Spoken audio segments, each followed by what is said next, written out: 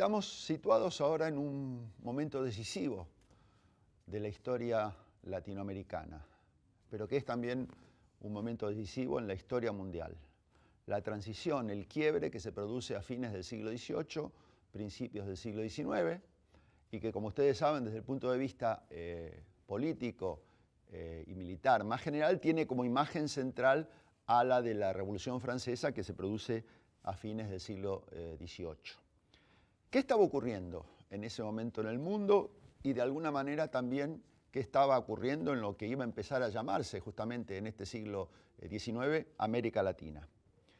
En primer lugar, se estaba llegando al fin de la hegemonía de las monarquías absolutas, del despotismo absolutista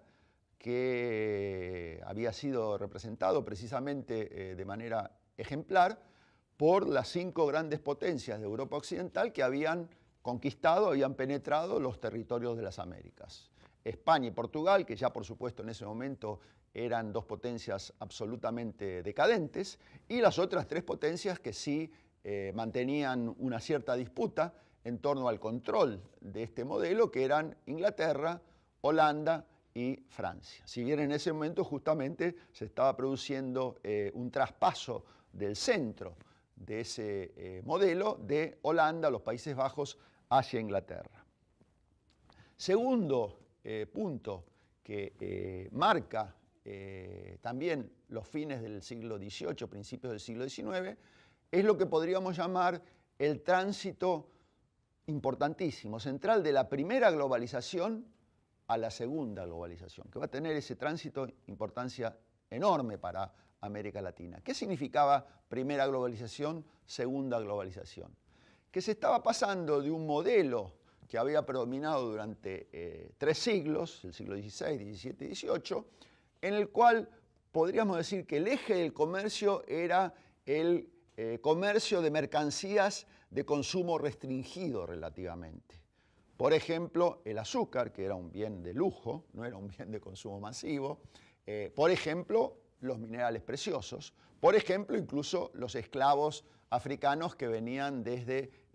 África hacia las costas americanas para servir como mano de obra. Esas mercancías empiezan a ser reemplazadas por la mercancía típica de esta primera globalización o la primera etapa de la segunda globalización, mejor dicho, que son los textiles. Y cuando hablamos de los textiles, obviamente estamos hablando de los textiles ingleses, que se convierte en la gran productora de textiles y en esa conversión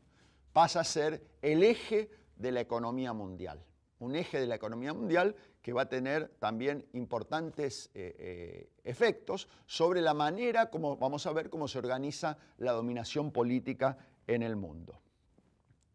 Tercer gran cambio que se está produciendo en el mundo en ese momento es que se está pasando de un imperialismo del viejo estilo. Del viejo estilo significa un estilo en el cual los territorios y las poblaciones dominadas eran colonias formales, de los cuales, por supuesto, el gran ejemplo eran las colonias latinoamericanas, pero había colonias también en otras partes del mundo, como era el caso de la India en Asia y Sudáfrica y Egipto en el territorio africano. Se estaba pasando de ese modelo de colonialismo formal, de viejo colonialismo, a un nuevo estilo colonial, que podríamos llamar neocolonial, de imperialismo informal. ¿Qué quiere decir eso de nuevo estilo de dominación, nuevo estilo de imperialismo? Que en este imperialismo, alguna de las colonias, y en ese sentido América Latina va a picar en punta, algunos de los territorios y poblaciones de América Latina van a picar en punta, empiezan a ser neocolonias. Neocolonias significa que no son simplemente súbditos de las potencias centrales, sino que hay una relación de sociedad, en la cual, por supuesto, los socios mayores, los socios mayoritarios siguen siendo los países centrales, pero los socios menores, los territorios y las sociedades latinoamericanas empiezan a jugar con cierta capacidad de negociación en ese esquema. Y esa capacidad de negociación implica, por supuesto, que empieza a haber cierto grado de soberanía política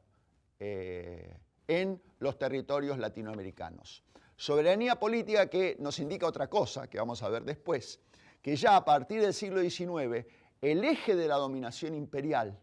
no es tanto la fuerza política, la fuerza militar, la fuerza represiva, sino la fuerza de la economía. Se está pasando de un modelo en el cual el eje es la política militar, la política administrativa y la sujeción a las monarquías directas, a un modelo en el cual el eje de la hegemonía tiene que ver con el control de la economía y las leyes de mercado que van a manejar esa economía. ¿Cómo impacta esa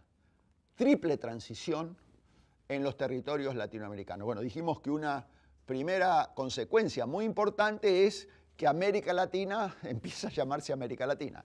Y paradojalmente, en algún sentido, se podría decir que este nombre no es puesto por los propios latinoamericanos, sino que es puesto por algunos ensayistas e ideólogos franceses que al ponerle América Latina a estos territorios que van desde México hasta la Patagonia, en realidad están queriendo decir, bueno, es una América que no depende de la América sajona, la América anglosajona del norte, y es diferente de esa América. ¿Qué ocurre en estos espacios en la primera mitad del siglo XIX?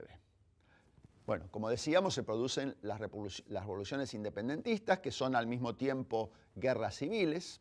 que son guerras civiles en las cuales se cae la producción de plata, se cae la producción de azúcar, que eran los ejes del comercio que sostenía América Latina con Europa en ese momento. Empiezan a aparecer nuevos productos, pero el rasgo dominante en ese periodo, que un gran historiador argentino recientemente muerto, Alperín Dongui, llamó la larga espera, en realidad se produce un vacío.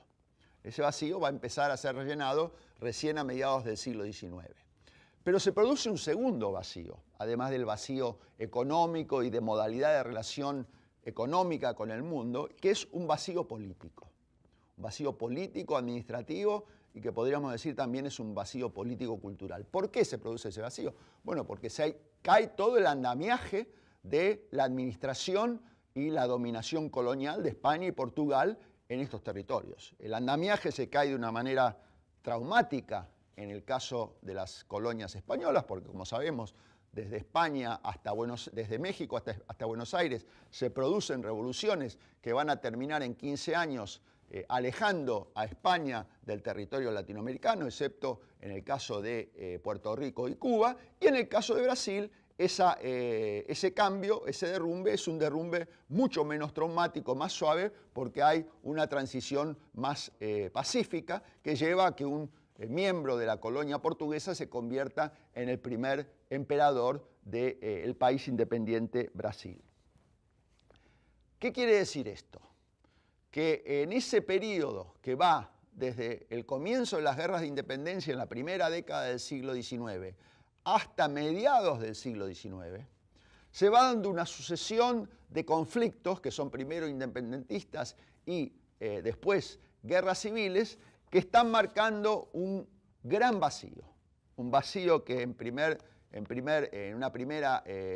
dimensión es un vacío político-administrativo, que hay que encontrar nuevas fórmulas políticas para organizar a estos territorios, pero es también un vacío económico, hay que encontrar nuevas maneras de organizar la producción en estas regiones, que eran regiones que estaban orientadas al mundo desde su mismo comienzo en el siglo XVI, para reemplazar aquellos productos y aquellas modalidades de organización que habían organizado a estos territorios y a sus poblaciones durante 3 siglos. Y también había que buscar cómo se reemplazaba lo que había sido el modo de organización predominante del trabajo, de la mano de obra durante las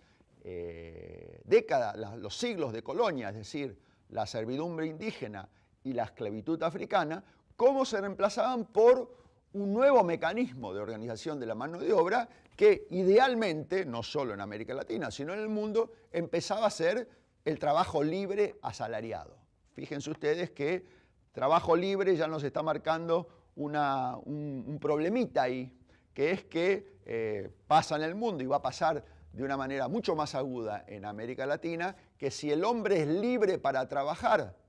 la pregunta emerge, ¿es libre también para votar y elegir a aquellos que gobiernan dentro de ese espacio? Bueno, este va a ser un problema que en Europa y en América del Norte se resuelve de una manera hacia fines del siglo XIX y en América Latina, en las Américas Latinas, se resuelve de otra manera a partir de fines del siglo XIX, de la segunda mitad del siglo XIX.